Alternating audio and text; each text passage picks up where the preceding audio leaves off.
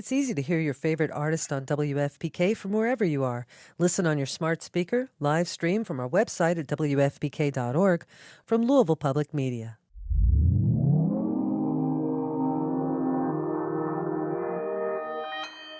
Consequence Podcast Network.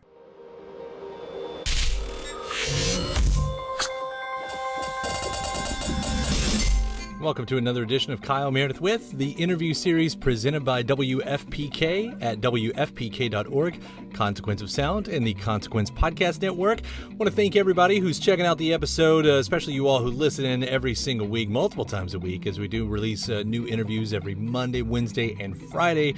So if you're not a subscriber and this is your kind of thing, hit that subscribe button. iTunes, Apple Podcasts, Spotify, YouTube, wherever you like to get your podcasts from.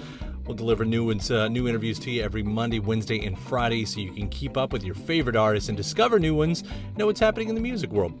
I'm Kyle Meredith, and today I'm going to be talking with John Doe of X. The legendary band have reunited. Well, they reunited a few years ago, but now have finally put out new music for the first time in decades with a blazing, amazing new record called Alphabetland. John and I are going to talk about what it took to record new music. You know, for a while, it was something that they said would never happen. And then we'll get into writing about culture on the edge and moments of crisis, something that they have tackled many times over their careers, but something that is, it's definitely poignant, maybe more than ever right now and today. In fact, it's always impressive how they can still conjure that fire that they've got inside them. And we talk about that, still being furious, taking on racism and gentrification. Of course, racism, that goes all the way back to X's first record, Los Angeles. In fact, there is a word that was used in that song that John talks about, why they used it then, why they don't use it now. And we'll get into also on the new record, they decided to re-record a trio of older songs. I want to know why that is, hear about how he and Exene Cervenka still influence each other, and have some fun with the highway culture in rock music. It was something that used to happen a lot. Doesn't much happen anymore, but it definitely happens on this record right here. So let's jump into it, talking about this record called Alphabetland.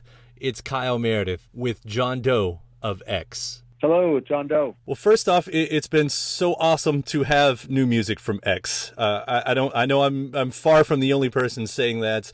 It was nice having you all back on tour and seeing those shows. You were here in Louisville at the Mercury not too long ago, but to have this record, and it's furious in the best possible way. Like, you never know how something like that's going to turn out. And I thought we'd kind of start with the obvious stuff, because it wasn't always a given that you all were going to do a record, right? I mean, this happened somewhat recently? We've been working on it for about a year, but it's been in between touring and we had to write songs.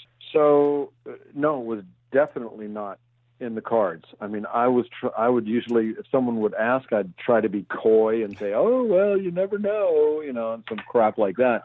But I think we were all skeptical at best, because we probably got in our heads a little bit, like, oh God, is it going to be as good, and will the chemistry still be there, and probably Billy and DJ are thinking like, oh God, what if John and Exene write a bunch of crappy songs, and then what are we going to do? But it's kind of like filling in the blanks. Exene and I aren't going to start writing songs if there's no place for them to go. Once we worked with Rob Schnaff, who's the producer, back in 2017, 2018, he mixed the live in South America, X Live in South America.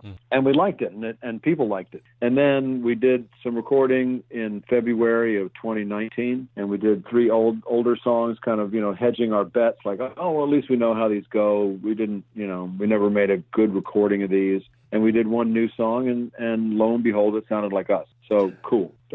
Maybe April or March of 2019, Exene and I got busy working on songs. Her sending me lyrics, me kind of thrashing around, finding a general idea of what to do. And then we recorded it. We rehearsed in December and November, and then recorded in January, February, and kind of ended up at the very last minute before the pandemic shutdown happened. I was in LA on March 13th, Friday the 13th was kind of the last day that that I was part of the X world while Rob was mixing. Just crazy how it all lined up like that. And I want to go back to something you said at the very beginning, being coy with interviewers too, because as, for all the artists who are in a similar situation than you that had, some kind of legendary or whatever, act that they've had to answer for all throughout their career. At least this must take some of that weight off that, that question's not coming at the end of the interview. Like, oh, what about X? Like, that's not happening now. Oh, no, no, what does happen is like, so when are you going to record again? Or how about the Knitters? And it's like, good God, I just we just did this thing. Can you just say, or you play a gig in some place you haven't been maybe in a few years, like Louisville. And invariably, someone at the end of the night is going to go, so when are you coming back? I'm like, I don't know. I just be happy for a moment, will you? God Almighty. But I also give Fat Possum, our record company, some credit, which it feels weird, thanking your record company because I actually like these guys, which usually it ends up being a love-hate relationship. But these guys are awesome. They came to us like right after the record had been mastered. And 2 weeks after, I think it got mastered on April 9th.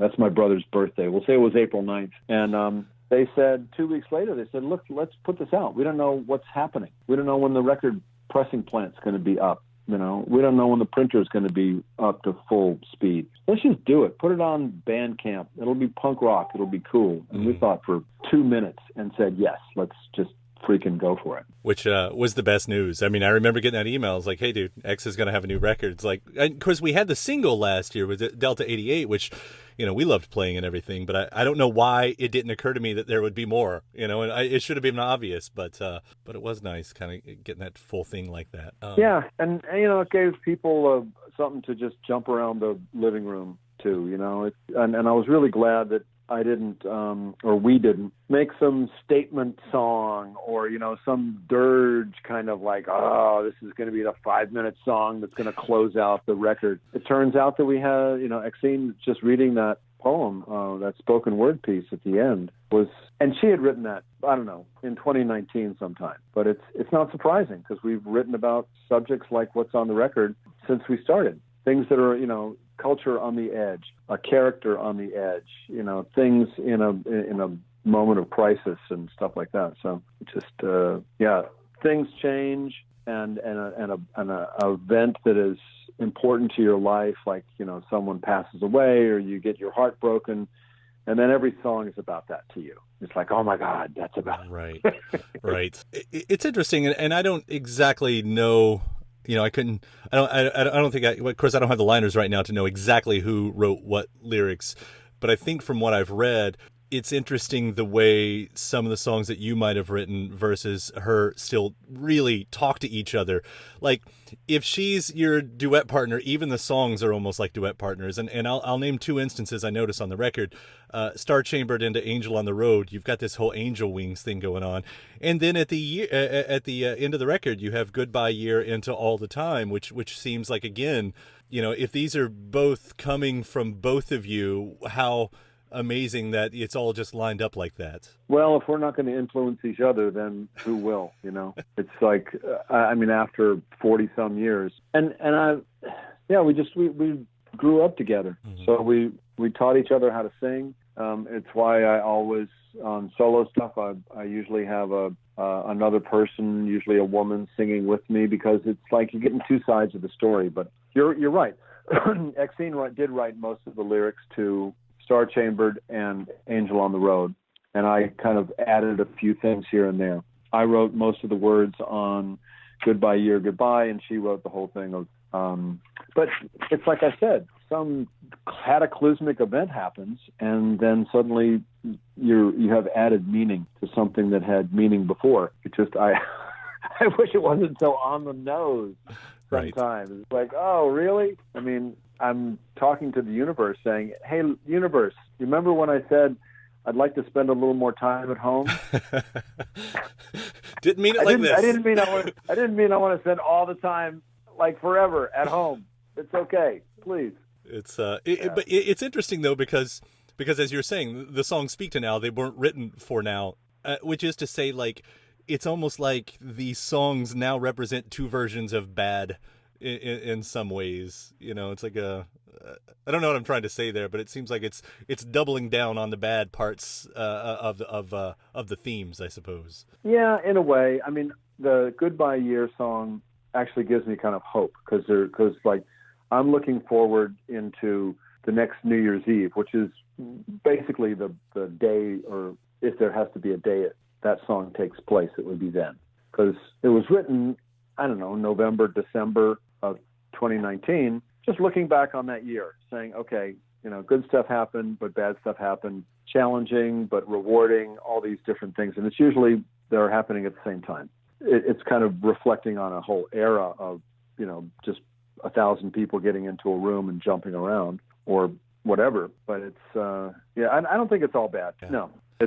And somebody, I think I heard on the radio or read somewhere, like, you're going to have nostalgic moments, but the most productive way is to just think about like good times you had in the past rather than what you're missing, or what's not happening, you know, and just to reminisce on how good it was. Well, I think one of the most impressive things about this record, for me at least, that I heard immediately was, especially taking from what you're saying too right now, it's that none of this seemed like it was coming from a forced place. Like, if you know, this is a punk rock record, and to me, punk needs fury or it's fake, and it doesn't seem fake. And I wonder, you know, for you, you know, the Los Angeles record is 40 years old this year. Are you able to conjure that type of fury from the same place? And obviously, you know, I'm not exactly talking about a song like Goodbye Year Goodbye or anything like that, but on those heavier moments, you know, do you have to go to a similar place, or is it different now for you? It's similar because you're still frustrated with the power structure. That hasn't changed. You know, on Los Angeles, when we're using the N-word and talking about someone losing their common sense, it's because there's racism. This whole country's built on racism, and it's really effed up, and it's tragic, and it makes me furious. On this record, maybe the angriest would be the song Free, which I wish that, you know, like Pussy Riot would cover. It's written for all my, you know, sisters. It's written for my daughters and my partners and things like that, because, you know, just because you're a woman, you get paid less. Just because you're a woman, you're discounted. Because you're a woman, people talk over you, you know, or don't listen to you, or then listen to you and then repeat what you said louder, and then you're given the credit as the white supremacist, you know, patriarch. It's horrible, and it's different. It's a different because maybe because it's, you know, it added 40 years of damn it. Right. It's expressed frustration. It's stuff like, you got to say it. You got to say it. You got to mean it. You got to like support your, if someone says something that is untoward or borderline whatever, you know, you just got to say, hey man, that doesn't fly. You can't say that. You can't call someone Oriental. Right. You know, right. That's like, you can't do that. It's like, that was then, this is now. And, you know, nowadays when we sing Los Angeles, we sing, she started to hate every Christian and Jew, replacing the the N-word. Because, I mean, when I wrote that line, and when I wrote it, it was like, hey man, here's a mirror. You want to look in it? Because this is what's happening in the United States of America in 1978. Check it out. People are still using this word, and they mean it, and it's not right. But if you sing it now, then you're really leaving yourself open for misinterpretation, and I don't want to go there. I don't want to be part of that. I don't want to have to defend myself. So fine, right. Things have changed. I'm not singing that word. Sorry. Yeah, it's dicey though. That's a dicey, like, are you being censored? That's a dicey, but I'm willing to willing to go there so I don't offend people, and I don't get in some kind of discussion I don't want to get into. Well, it's sort of like, for me, where punk meets folk. I mean, you know, folk was never afraid to change. You know, who said that songs couldn't evolve just because they were cemented in a time and period? You know, a song right. like that sounds like it did evolve in the best ways. Yeah, and there's a great, if anyone's going to Tulsa, Oklahoma in the somewhat uncertain future. There's the Woody Guthrie Center, and there's a whole thing on Woody Guthrie realizing that some of the old folk songs that he sang were racist. And he was like, holy moly, I can't do that. That's not me. And he there's a beautiful letter that he wrote to some kid, African American in Harlem or something like that, saying, holy crap, thank you for pointing this out to me. You've changed my life. And it's, yeah. If only more people could be that open-minded and admit, wrong. Because that's one of the biggest problems, right? Is that people, that stubborn, stupid pride where, they stake it, and then that's forever.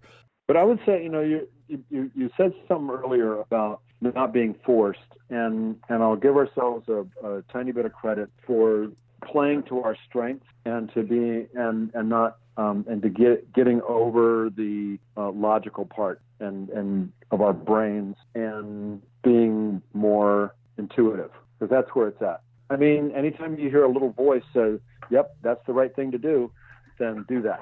And anytime you hear a voice, an inner voice saying, "I don't know, that doesn't seem right," don't do it. And in the rehearsing and songwriting and the way that all this was built, we trusted our intuition, and it's hard sometimes to play to your strengths. Like if I say to you, "Okay, man, what's your best 3 qualities?" And you're going like, I don't know. Right. But then you're on your spot.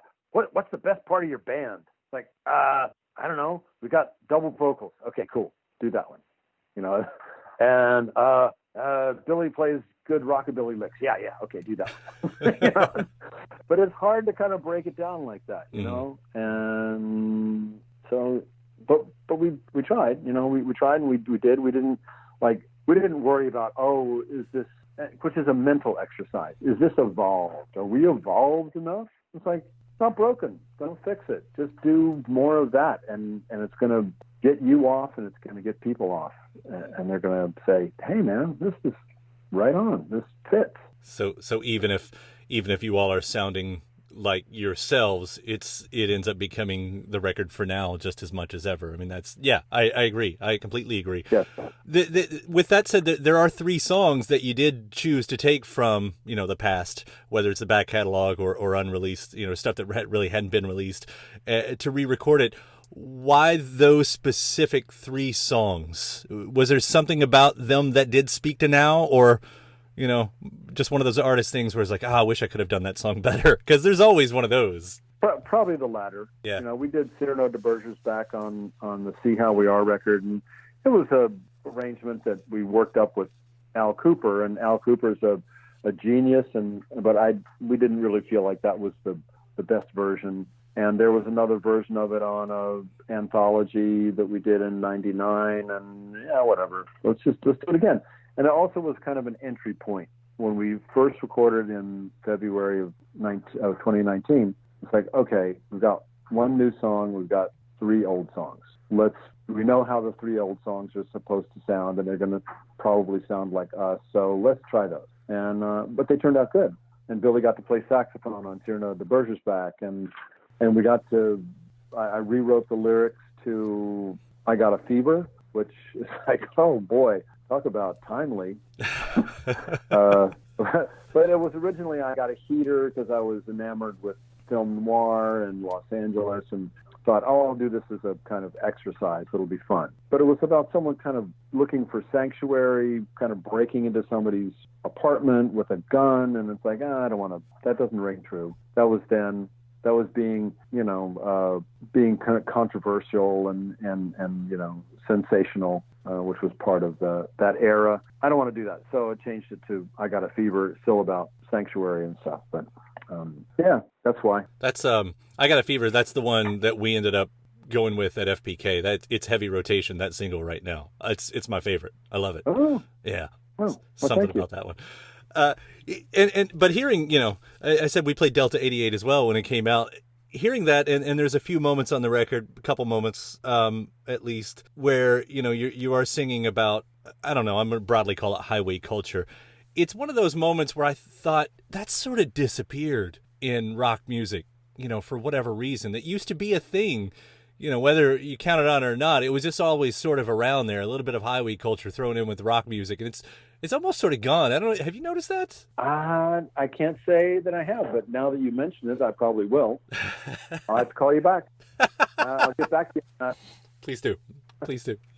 Kyle bringing now I'm going to see the green car because you said green. There's a green. So many green cars nowadays. We spend a lot of time on the road, and it's sort of a well-worn metaphor, the road of life and things like that. But it's true, and if you pick out kind of good images, they're there, and it is something that we still experience.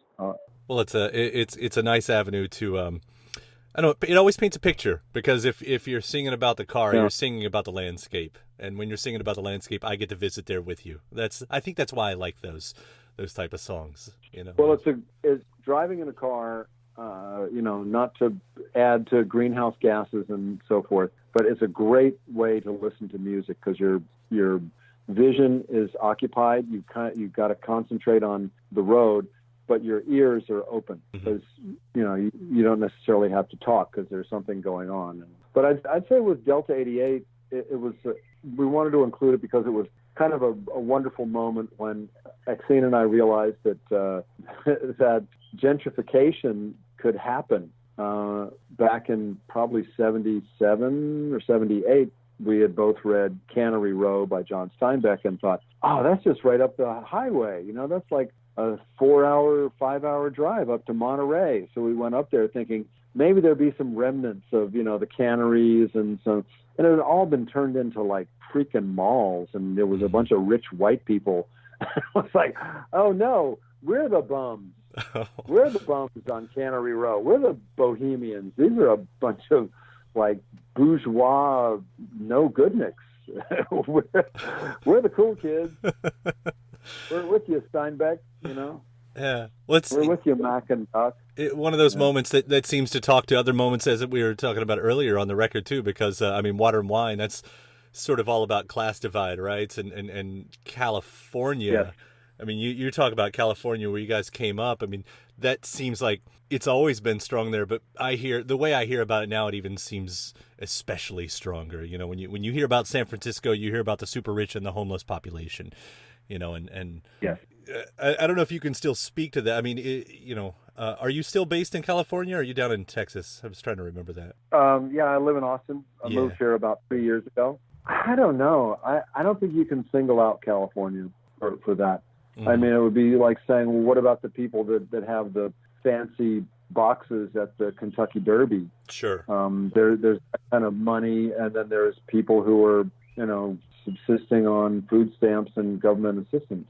I think it's just capitalism, mm-hmm. With the, like Bernie has been saying, it's socialism for the rich. Right. They're the ones who are getting a lot of the real government tax breaks and things like that. So it's maybe because San Francisco is so compact. It's just like a 7-mile island, and I liked it. I lived there up in the Bay Area for about 10 years, and it was great. It was a little cold, a little, moist and chill, but beautiful people, beautiful area, and it was expensive as hell. That's one of the reasons I moved to Austin. Well, Austin's fantastic. It's been a couple of years since I've been there, but I completely understand the allure of a town like that, and yeah. Yeah, Austin and Louisville and Tulsa all have a lot in common. Mm-hmm. They're like real city, but it's not overwhelming, and you can get around, so people hang out. Yeah, it seems to suit you. I like it. Yeah, I like it a lot. It's really nice. Well, John, I got to compliment you again on this record with Alphabetland.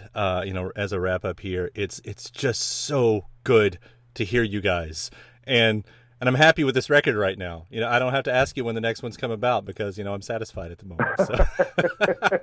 Well, the dam is broken, Kyle. So it means that we can do it, and why not? And maybe this time we'll have a high concept record about something. I'm not sure. X's rock We opera. already wrote the we already wrote the quarantine record. So now what are we gonna do? It's the people record. Did that. It's the people record. That's what comes next. Yeah, we're gonna write the "Let's Get Back Together, People." Jesus. Well, John, it's always such a pleasure talking to you. Thank you so much for taking the time today. I'm so happy to hear you guys are back, and hopefully sooner or later we'll get to see this show on the road as well. So thanks, man. Yeah. Thanks for having fun with talking on the radio. Sometimes these things are not fun, and you make it fun, and it's a good time. Oh, Your listeners are lucky, and keep it up. I appreciate that, man. Thank you so much. You bet. We'll see you We'll around. talk to you in the future. All right. Bye. Bye. My thanks to John Doe X. The new record is called Alphabetland, and it's not the first time John and I have spoken. In fact, we've spoken a few times over the years, but I thought I would include one of those times right here. Now, we actually have to go back a few years. 2014, he had stopped in Louisville, Kentucky, right here in our studios to talk about his new greatest hits disc, well, new at that time, his next solo record, and what was happening with the legendary band X at that point. We also got his thoughts on politics for that time, which is really interesting, of course, to listen to now, with also subjects like equality in music, wanting to work with Debbie Harry and St. Vincent. I leave you with part 2 of Kyle Meredith with John Doe. Hey, Good Kyle. to see you. How you been? Same here. Yeah, I'm good. Got a lot going on. You've always got a lot going on. Got to keep busy. Have to keep the John Doe Corporation solvent. I mean, I might bust your chops just a little bit of saying that, it's now been, on the 3rd year that we haven't got a solo record. Keeper back in 2011, but it's not like you haven't been busy. What? I'm trying. I do have a best of coming out this year. And I did some recording with Hal Gelb in Tucson. Mm-hmm. Hal Gelb of Giant Sand, and Tucson has that great studio, Wave Lab, which Nico Case Calexico. and Hal and Iron and Wine did some stuff with Calexico there. It's just got great distance. It's like the desert. Yeah. Good reverbs and it's cool. So this is the stuff for a new album, or this is like other stuff for the best of? Are you doing like the new tracks on the best of or anything like that? I resisted that. That's good. Because there were so many to pick from. I mean, I realized, a few people like the producer Dave Way that I worked with for a long time, and Eddie Vedder were saying, you ought to do a best of, and okay. And then with that last Keeper record, I realized I did more solo records than X did studio records. It's funny when it gets to that point. Like, whoa, that's all right. I guess maybe it was hard. You know, it's hard to cut it down to like 22 songs when you've got 100. That's why they have the deluxe editions now. Yeah. Well, we actually, for this best of, we started with saying, okay, we're going to do a double vinyl. Mm-hmm. Double, like gatefold. It's like flashback. Something really pretty. Flashback to the 70s. Yeah. And so the vinyl will have more tracks than the CD. So it's a scary moment for some artists, putting together that greatest hits. I can hear that. I mean, it's supposed to be celebratory, right? But you hear about those artists that are like, oh, I can't do the greatest hits. We can't do that yet. Yeah, well, see, I have no problem with that. I don't have even one hit. It's like the greatest could have been, or what did Joni Mitchell have, like misses? Yeah, hits and misses. Hits and misses. Yeah, I think Peter Gabriel did something the same thing. Although. Yeah, and this is called This Far. This Far. So it's not like a career ender. It's just like, okay, this is up to this point. Yeah, I always thought it was almost a little bit like superstitious when I would see like new artists after having like 4 records out, they do volume 1 of the greatest hits, and that was almost like you'll never hear from them again. It's not going to happen. Yeah. If you're 4 albums in, you have a greatest hit, you're never going to hear from them again. Oh, poor things. But so yeah, I did like 4 or 5 tracks with Hal, and he was producing, and we got some of the musicians from Giant Sand and no, there are no Calexico guys, but yeah. So working on it. And that's always the thing. You always put together this pretty awesome band that backs you up. The other side, is there the girl this time around? I know you kind of go through, and every album has its own female voice that you're paired with. I'm just going to go for Beyonce. Why wouldn't you? No, it's working for everybody else. I just try to use people that I kind of fallen in love with, male or female, Yeah. that I met and worked with. I'm really trying to figure out a song I can get Debbie Harry to sing on. Oh, that'd be great. 'Cause Are you touring with Blondie? Did I read that? X and Blondie did a tour. Oh, that was it, yeah.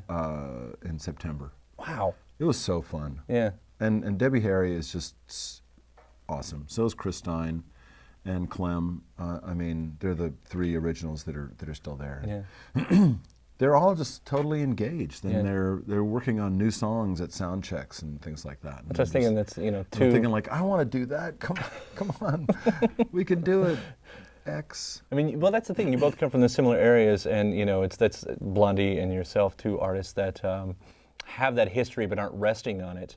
Yeah. Although I wonder that about X sometimes. Like, what is X to you at this point? Is it is it the way to make money? Is it because the fans want to hear it and you can do it and it's easy? Yeah. Or is there a point where you say, let's do something and let's be a relevant band and not just a heritage act? Well, with no disrespect, obviously, because I love X's catalog. No, I dig.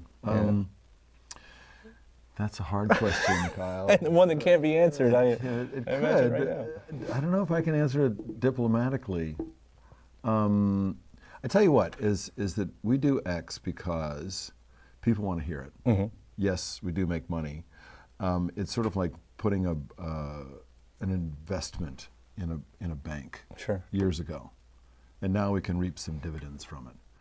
So I don't feel bad about that, because there's plenty of people that invest a lot into their art, into a band or whatever, and it goes for a little while, and then it's like, wah, yeah, right, and it's out.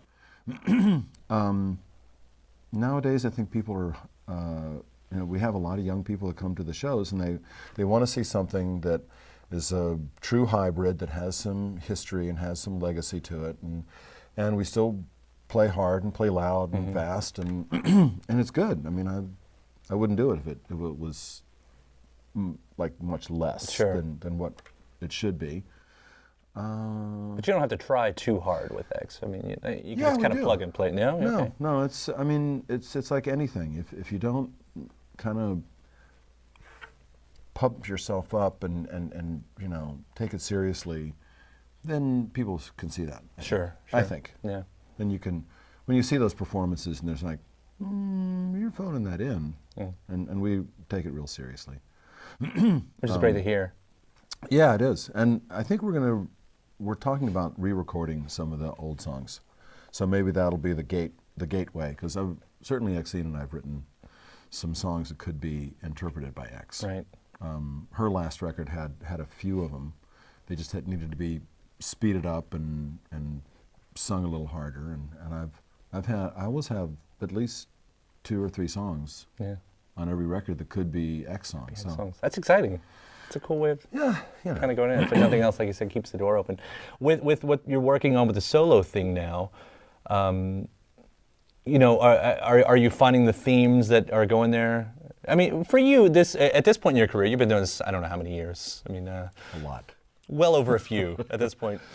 Does the writing ever become easier? Do you say, I kind of know myself and I know what to do? Do you have to look hard for the themes and for the passions in a song? Because there's only so many ways you can write a love song, I imagine.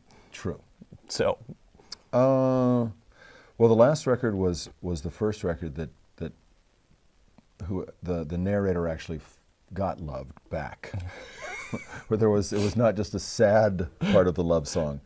And I would say for the last 15 years, there was a lot of sadness. And I finally, just life has a way of working out. And I found a rewarding relationship. And so the last record was much more satisfied and a little happier. And that's harder, actually. It was harder to figure out how to do that and not be soft and not be, weak and still have some edge and power and things like that, things that I look for. And so that, I mean, it's being unhappy is a great source of material, but I'm glad that I'm not going to just be a sad sack. Well, it's usually a death stab when an artist gets happy, but Keeper was a great record. Like you kind of figured that out. You figured out how to do it. Yeah, but and that's why it's taking a little longer. You know, when I was truly miserable, it was like every 2 years, pow, Sure, pow. right there it was. But yeah, it's better to have a challenge. Yeah. And sometime like in the mid '90s, late '90s, I started working from melody more than from lyrics and chord changes, and that was something different. And so you know, I'm looking for some other people to inspire me too. Yeah. You find any strength in politics these days? I know that was always a big thing back on the X days, and it's still in the solo records too. There's a lot of source material out there right now. Oh my Lord. There always is. Yeah, I'm engaged, but it's just on a big picture, it's really hard not to be completely pissed off and just demoralized because it's big money. It's big money. It's corporate. It's bigger than us. And How do you beat it? I mean, don't know. I'm guessing you don't have a lot of optimism for 2016. I don't. Yeah. I mean, you know, I'll do my part, and I don't know how you beat it. You just be a better person, and you change, you know, from within. I mean, luckily there's some ethics in food, and there's some ethics in clothing, or there's becoming, you know, and people are trying to wear clothes that last, rather than just buying them from, you know, Sri Lanka because that house is caving in, literally. Right. And same with food. You know, people are thinking about food and where is it grown and how far did it come from, and do you really have to have peaches in the winter? No, you can. They're from Chile and they taste terrible, but yeah. So you just have to keep talking, and hopefully it picks up steam. I think at some so, of the yeah, point. Yeah, I think so. You know, and that's always been the way. You know, what did the hippies bring us? Wheat bread. you got some pretty decent bread in the supermarket. Right. You know, so. That was kind of it. The other side of that I wanted to get back to, and I mentioned something I pick up with you in a couple personal conversations, is how much it seems like you push for equality in music, and not just because a lot of your duet partners happen to be female, but there seems to be something there that you're trying to make that a little bit of a bigger push to make sure, because there are lots of great artists out there, I guess, that maybe don't get the spotlight. Do you think that's because of their gender, or just because they're being overlooked? I do.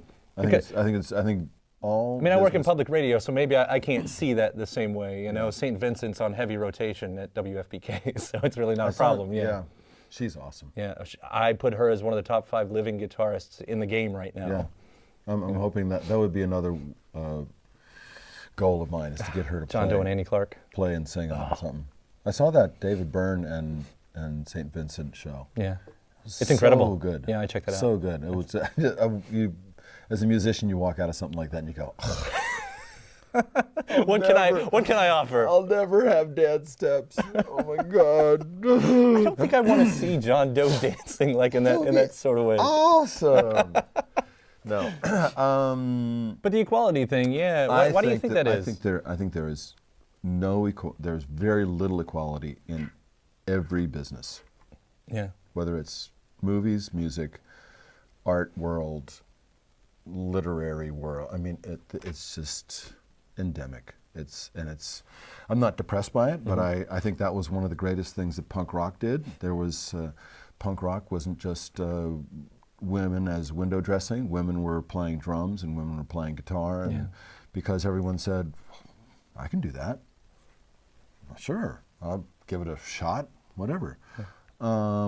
It's really strange because, you know, I saw the Breeders when they did their like 20th anniversary of Last Splash, and I thought, wait a minute, wasn't indie rock at that point pretty even, like men and women, and the Breeders seemed like were that way, yeah. And then, like, is it still? Well, then you took a post grunge and all that stuff that took over with the late '90s, and that was very anti-female. It almost seemed like that was barbarian to a point. But I mean, I feel like there's all the innovators in my head right now at the game. I mean, more than half of them I think would be girls. Yeah. The St. Vincent's and the Tune Yards and on and on. Even Kathleen Edwards, her last record was great and a huge step for her. Yeah. You know, so. Yeah, she's good, and obviously Nico Case is completely blown up. So, yes, White I will Flag. continue. Yeah, Although I don't think they're doing anything right now, but I guess Slater-Kinney's getting back together. So. Oh, really? Yeah. Wow. 20th anniversary tour. Wow. They're going to be doing a thing. Maybe we can get it. Maybe all the Portlandia fans going to see. Like, why are there all these old people? Why are all these young people coming to see us? Yeah. Good for them. John Doe back in a 2014 interview there. Now, you can find the video version of that on YouTube. And in fact, if you do, search for it, and you'll see that it's titled Part 1 Music, because Part 2 actually centers around movies. John Doe, the actor, and he teams up with Louisville filmmaker Archie Borders to talk about the movie they had done at that time, Pleased to Meet Me. I'll let you search for that one. It doesn't really fit in this series right here, but it's a fantastic conversation in itself. So once again, I want to say thanks to John Doe, and especially thank you to you for checking out this interview here. Before you get out of here, if you're not a subscriber, I hope you got inspired to hit that subscribe button. Again, you can find us all the major hotspots, iTunes, Apple Podcasts, Spotify, YouTube, or wherever you get your podcasts from. Just hit subscribe to get new interviews every Monday, Wednesday, and Friday, so you can keep up with your favorite artists, discover new ones, know what's happening in the music world. After that, head to WFPK.org, where I do a show Monday through Friday at 6 p.m. Eastern. It's an hour full of song premieres and music news and anniversary spins and bonus interviews, too.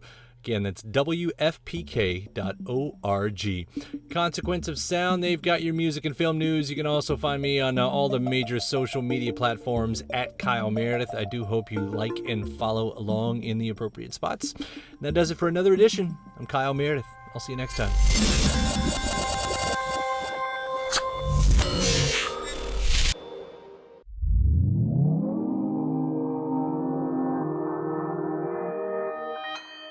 Consequence Podcast Network.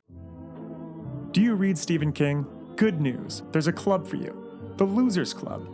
Every Friday, us losers journey through the never-ending wastelands of King's Dominion. We sink our teeth into each of King's novels, dive deep into the lore, and review every adaptation. Even better, we're always having guests over. Thomas Jane, Will Wheaton, Mary Lambert, Mick Garris, the list goes on. So what are you waiting for? Join us as we read on through long days and pleasant nights.